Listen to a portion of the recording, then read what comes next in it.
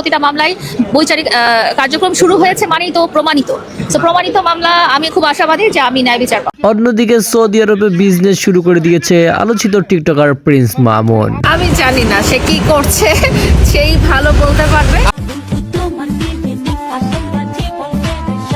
দর্শক, TikToker Prince Mamun যে আসলে দেশে ফিরবে না এটা কিন্তু একমাত্র শিওর হয়ে যাচ্ছে, কারণ লায়লা প্রিন্স মামুনের উপরে যেই মামলাটা করেছে সেই মামলার কারণে কিন্তু তার উপর গ্রেপ্তারি পরোয়ানা জারি হয়েছে।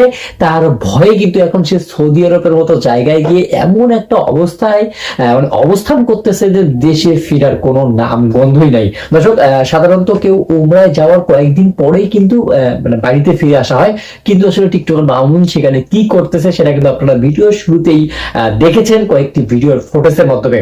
আমি কিন্তু আপনাদেরকে সম্পূর্ণ ভিডিও ফুটেজ গুলো দেখাবো এবং আপনাদেরকে এইটা জানার চেষ্টা করবো যে প্রিন্স মামুন কি আসলেই দেশে ফিরবে কিনা, আর অপর দিকে আসলে লায়লা তার সম্পর্কে কি বলছে, লায়লার ভাই লিখন তার সম্পর্কে কি বলতেছে, এই সবকিছুই কিন্তু আপনারা আজকের এই একটি ভিডিও থেকে দেখতে পারবেন। তো দর্শক, আমি কোনো কথা বলবো না, সর্বপ্রথম আপনাদেরকে কিছু ভিডিও ফুটেজ দেখাবো, কিছু ক্লিপ ভিডিও আমাদের কাছে আছে এবং কিছু হিডেন ক্লিপও আছে। সবগুলো ভিডিওই থাকছে আজকের এই ভিডিওতে। দেখ দর্শক, আমার স্ক্রিনের সাইডে কিছু ভিডিও পেলে হবে, আমরা আগে ভিডিও ফুটেজ গুলো দেখে নেই, তারপর না হয় বিস্তারিত ভাবে আলোচনা করা যাবে।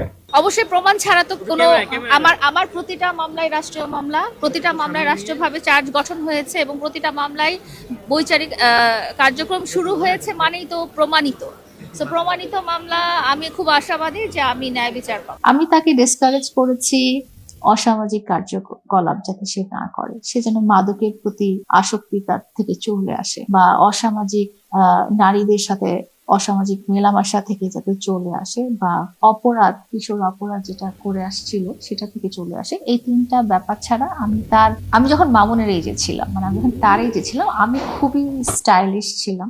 আমি খুবই মানে ফলো করতাম ফ্যাশন এন্ড ট্রেন্ড ওয়ার্ল্ডে, যেটা তখন আমাদের, আপনার মনে আছে কিনা, ফ্যাশন টিভি নামে একটা চ্যানেল ছিল, তখন আমি ওই টিভি দেখতাম এন্ড ওয়ার্ল্ডের কোথায় কি ট্রেন্ড চলছে, প্যারিসে কি ট্রেন্ড চলছে, হ্যাঁ, তখন নাওমি ক্যাম্পবেল বা যারা যারা সুপার মডেল ছিল তারা কি ট্রেন্ড করছে, ওই জিনিসগুলো আমি ফলো করতাম। আমি বাংলাদেশের গণ্ডিতে খুব কমই মানে চলাফেরা করেছি, বিকজ আমি তখন থেকে আমি আমার 21 বছর বয়স থেকে আমি মাল্টি ন্যাশনাল কোম্পানিতে জব করি এবং পৃথিবীর বিভিন্ন জায়গায় ঘুরে বেরিয়েছি। আমি ওই বয়সে কিন্তু অনেক চুলে কালার করেছি, আমি ওই যে ওর যেরকম এখন আপনারা দেখেছেন ব্লু রেড, আমি ওই 2098 সাল 2000 সালে আমি অনেক কালার করেছি। 25 বছর আজকে থেকে 25 বছর আগে blue red golden and everything, যেগুলো বাংলাদেশে আসলে লোকজন আমাদেরকে হয়তো এইভাবে তাকিয়ে থাকতো, বাট আমি করে গেছি আমি ফ্যাশনের সাথে। তো আমার কাছে চুলে কালার করাটা খুবই ন্যাচারাল, বিকজ আমি নিজে করে আসছি ওর এজে থাকতে। আল্লাহ তাআলার কাছে নতজানু হয়ে ক্ষমা প্রার্থনা করতে যাই। আমরা কেন হজ করতে যাই? আল্লাহর কাছে ক্ষমা প্রার্থনা, আমাদের জীবন দশায় যত খারাপ কাজ, অপরাধ, যত কিছু করেছি কিনা সবকিছু আমরা ভুলে পাপের রাস্তা থেকে আমরা যাতে একদম নিষ্পাপ হয়ে যেতে পারি, আল্লাহ তাআলার রহমত, হেদায়েত এবং তার ক্ষমা প্রার্থনা করতে পারি, সেই জন্যই আসলে আমাদের মতো সাধারণ মানুষদের উমরা বা হজ করতে যাওয়ার উদ্দেশ্য থাকে। ভুল স্বীকার করা, ভালো পথে চলে আসার এই স্টেজ এখন পার হয়ে গেছে। যেহেতু আমি আদালতের কাছে চলে আসি, যেহেতু আমি রাষ্ট্রের কাছে গিয়েছি বিচার প্রার্থনার জন্য, এটা তার এবং রাষ্ট্রের মধ্যে, এখানে আমি কিন্তু ডাইরেক্টলি ইনভলভ না। আমার প্রতিটা মামলায় কিন্তু রাষ্ট্রীয় মামলা। আমি খুবই সাধারণ মানুষ, আমার ওরকম সম্পদের কোনো পরিমাণ নেই, এবং আমি যে কারণে আদালতে যাওয়া, যে আমি তার জন্য আমার সমস্ত সঞ্চয় ভেঙে তাকে আমি সম্পদশালী করেছিলাম এবং আমি ঋণগ্রস্ত হয়ে গেছি। সো আমি ঋণগ্রস্ত হয়ে গেছি কথাটা বললেই তো আপনি বুঝতে পারেন যে আমি খুবই সাধারণ লেভেলের অর্থনৈতিক অবস্থায় আছি। মন জি কাকা, মানুষ 65 তলায় কি ওই পাগল হয়ে জায়গা, যদি 110 তলায় তো তাহলে কি লইলে 110 তলায় আসলে তো পাবনায় থাকতে যেত। আর আমাদের মতো আসলো এরকম ভিউ পাইতো না, আর এরকম আমাদের মতো এরকম ভিউটা, মাশাআল্লাহ ভাই। আপনারা একটু ভিউটা দেখেন, আপনাদেরকে দেখাচ্ছি সেলফি ক্যামেরায়, তাই না? অনেকেই তো বুর্জ খালিফাতে গেছেন 31st করতে, তাই না? আমরা কোথায় আসছি? ক্লক টাওয়ারে, মক্কাতে উমরা করলাম, ইনশাআল্লাহ করলাম। আলহামদুলিল্লাহ, আল্লাহ পাক রব্বুল আলামিন দেখাইলো, অনেক কিছু ছোঁয়াইলো, চুম্বন করাইলো আল্লাহর ঘরটাকে। আলহামদুলিল্লাহ, আলহামদুলিল্লাহ। আল্লাহ পাক সবাইকে তৌফিক দান করুক, আল্লাহ পাক সবাইকে আনুক তার ঘরে। আমিন আমিন আমিন। সবাই আল্লাহ- আমিন বলে আল্লাহ- যাবেন। অবশ্যই অবশ্যই অবশ্যই ভালো জায়গায় আলহামদুলিল্লাহ। মামুন ভাইয়া ভালো জায়গায় আসছে। আসলে না, এটা আমার লাইফের আমি যদি একটা বেস্ট ডিসিশন নিয়ে থাকি এটা হচ্ছে এই ডিসিশন যে আমি 31-এ ওমরা করব। এটাই আমার লাইফের সবচেয়ে আপনার বড় জায়গা বেস্ট দেখি বাংলাদেশে ডিসিশন। অনেকেই আশা করি এরকম আসবে ইনশাআল্লাহ, সিদ্ধান্ত নেবে, ইনশাআল্লাহ। ইনশাআল্লাহ। এরকম স্পেশাল ডে গুলোতে চলে আসবেন ভাই, এখানে আসলে আপনার সবকিছু পরিবর্তন হয়ে যাবে, মন মনের মাইন্ড শান্তি বড় শান্তি ভাই, সবকিছু মনটা পরিবর্তন হয়ে শান্তি। যাবে। ও ভাই হ্যাঁ তো কত কত দিবেন? কত এই সরকারি দুইটা ভুট্টা ব্যবসা শুরু করছি দুইটা 2 টাকা বিদেশি টাকা চলে না। এই ব্যবসা কেমন চলে রিয়াল কাম riyal how many how riyal 10 টাকা।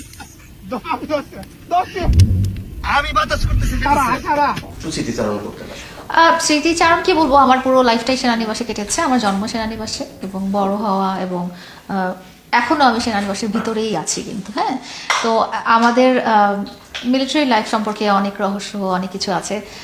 তো সব কিছু তো ডিসক্লোজ করব না। আমি যতটুকু বলি যে প্রচণ্ড ডিসিপ্লিন লাইফের মধ্যে ছিলাম, প্রতিটা জিনিস সময়ের মধ্যে করার ব্যাপারটা ছিল, এবং আদব কায়দা নিয়ম কানুন যা যা যতটুকু দরকার সর্বোচ্চ আমাদের জীবনের মধ্যে একটা প্রভাব বিস্তার করেছিল। আর লাইফটা খুবই নিয়মের মধ্যে কেটেছিল দেখে সামটাইমস মনে হতো খুব বোরিং, সামটাইমস মনে হতো অনেক বেশি এক্সাইটমেন্ট। এবং এই সুবাদে আমাদের পুরো বাংলাদেশটা অনেক অনেক বাংলাদেশে অনেক জায়গায় ঘোরা হয়েছে। তারপরে যেটা বলতে চাই যে আমরা বিভিন্ন ক্যান্টনমেন্টে থাকার কারণে আমরা অনেকগুলো স্কুলে সারা জীবনে পড়েছি। একটা স্কুলে দেখা গেছে 2-3 বার করে পড়েছি। তো সেইভাবে আমাদের খুব পার্টিকুলার কোনো ফ্রেন্ড বা বেস্ট ফ্রেন্ড এই ধরনের মানুষ কমই ছিল। ঘুরে ফিরে সবার সাথে বারবার দেখা হতো। আর কি বলবো, এটা একটা অন্যরকম পরিবেশ যেটা আসলে বাইরে থেকে বোঝা বা বোঝানো সম্ভব না। তো দর্শক, এতক্ষণ থেকে কিন্তু আপনাদেরকে অনেকগুলো ভিডিও ফুটেজ দেখানো হয়েছে, অনেকগুলো ইন্টারভিউ দেখানো হয়েছে, এবং আমাদের কাছে যে ভিডিও ক্লিপ গুলো ছিল, হিডেন ক্লিপ, সেই ক্লিপ গুলো কিন্তু আপনারা দেখতে পেয়েছেন। এই ভিডিও গুলো দেখে কিন্তু আপনাদের অবশ্যই মনের মধ্যে অনেক কিছু জাগতেছে, অনেক কিছু প্রশ্ন আসতেছে, অনেক কিছু মতামত আসতেছে। সেই মতামত গুলো কিন্তু অবশ্যই জানিয়ে যাবেন আমাদের ভিডিও কমেন্ট বক্সে। আর দর্শক, সব থেকে বড় যে বিষয়টা সেটা হচ্ছে টিকটকার প্রিন্স মামুনের বিরুদ্ধে গ্রেপ্তারি পরোয়ানা জারি হয়েছে আদালত থেকে। আর এই আদালতের কার্যক্রমটা শুরু হবে যখন টিকটকার প্রিন্স মামুন দেশের মধ্যে আসবে। কিন্তু দর্শক, বর্তমান যে অবস্থা, মানে এবং সামনে নির্বাচন, তারপরেও আবার প্রিন্স মামুন সেখানে গিয়ে আরো যেভাবে আর কি পাখা মিলে বসেছে, এই অবস্থা দেখে নেটিজেনরা বলতেছে যে সে কিন্তু আর দেশে ফিরবে না। কারণ যে নিশ্চিত দেখতেছে যে তার মানে দেশে আসার পরে জেলে বন্দী হতে হবে, সে কি আসলে দেশে ফিরবে? তো দর্শক, মানে এই বিষয়গুলো নিয়ে আপনাদের মতামতটা কি, অবশ্যই কিন্তু আপনাদের মতামতগুলো আমাদের কাছে জানাবেন। আপনাদের মতামতগুলো আমাদের কাছে অনেক গুরুত্বপূর্ণ। তো দর্শক, ভিডিওটি শেষ করছি। এখন এই ভিডিওটি শেষ করার আগে ছোট্ট করে একটা রিকোয়েস্ট থাকবে। আপনি যদি আমাদের চ্যানেলটিতে নতুন এসে থাকেন তাহলে কিন্তু অবশ্যই চ্যানেলটিকে সাবস্ক্রাইব করে রাখবেন, পাশে আসা বেল আইকনটি অন করে রাখবেন। আর ইতিমধ্যেই যদি আপনি আমার একজন সাবস্ক্রাইবার হয়ে থাকেন তাহলে আপনাকে অসংখ্য ধন্যবাদ। সবাই ভালো থাকবেন, সুস্থ থাকবেন। নতুন ভিডিও দেখার আমন্ত্রণ জানিয়ে শেষ করছি। আল্লাহ হাফেজ।